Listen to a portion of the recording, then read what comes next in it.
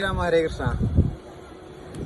ഞാനിപ്പോ നിൽക്കുന്നത് ഗുരുവായൂര് ഇസ്കോണിന്റെ ശ്രീകൃഷ്ണ ചൈതന്യം ഉള്ള ഇസ്കോണിന്റെ സന്നിധിയിലാണ്. അപ്പൊ ഇവിടെ ഞാൻ ആദ്യമായിട്ടാണ് ഈ സ്ഥലത്ത് വരുന്നത്.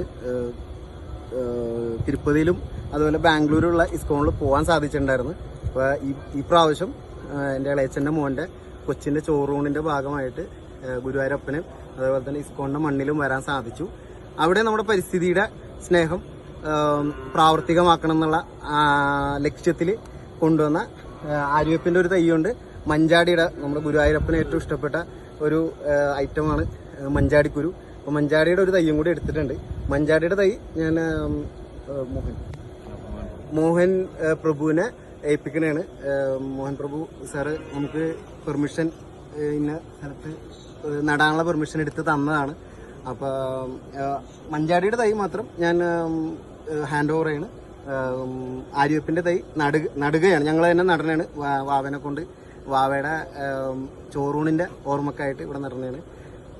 അപ്പോൾ മോഹൻ സാറ് പ്രഭു രണ്ടു വാക്ക് പറയണമായിരിക്കും.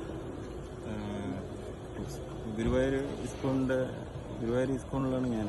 അപ്പോൾ എൻ്റെ പേര് മോഹൻ. ഹരേ കൃഷ്ണ. ഇവിടെ ഇപ്പോൾ പരിസ്ഥിതിയുടെ ഇവർ നല്ല കാര്യങ്ങളാണ് ചെയ്യുന്നത്. നമുക്ക് എന്തായാലും വേണ്ട തന്നെയാണ്. മരങ്ങളെ സ്നേഹിക്കണം, പ്രകൃതിയെ സ്നേഹിക്കണം. പ്രകൃതിയോട് ഇണങ്ങി ജീവിച്ചാൽ മാത്രമേ നമുക്ക് അല്ലെങ്കിൽ നമ്മുടെ ഇനി വരുന്ന തലമുറയ്ക്കെല്ലാം നിലനിൽപ്പുള്ളൂ. എന്തായാലും ഇവർ ചെയ്യുന്ന നല്ല കാര്യങ്ങളാണ്. എന്തായാലും എല്ലാവിധ ഭാവങ്ങളും നേരുന്നു. ഹരേ കൃഷ്ണ. ഹരേ കൃഷ്ണ. അപ്പോൾ നമുക്ക് ചെടി നടാം.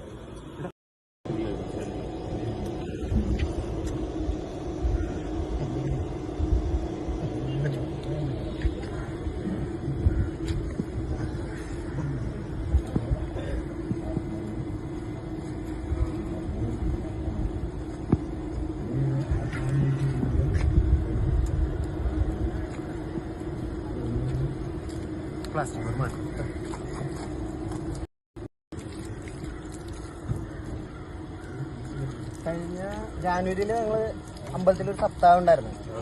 അപ്പൊ 501 തൈ